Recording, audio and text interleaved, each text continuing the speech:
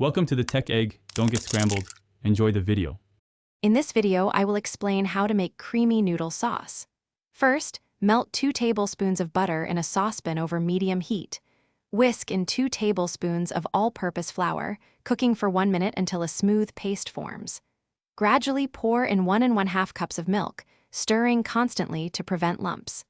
Bring the mixture to a gentle simmer, allowing it to thicken slightly. Once your base is simmering, it's time to add some delicious flavor. Stir in 1/4 teaspoon of salt, 1/8 teaspoon of black pepper, and a pinch of garlic powder. Next, gradually add 1 cup of shredded cheddar cheese or your preferred cheese, stirring continuously.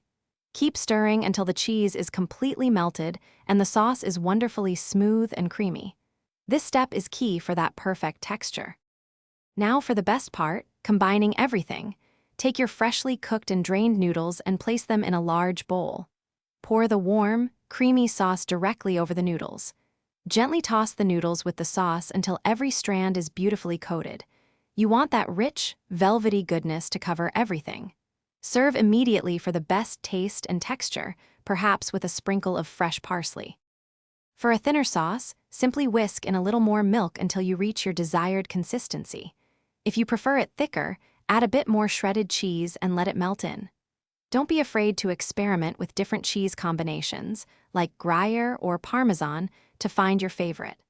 Remember to check the description below for a link to the Owala water bottle and other great deals.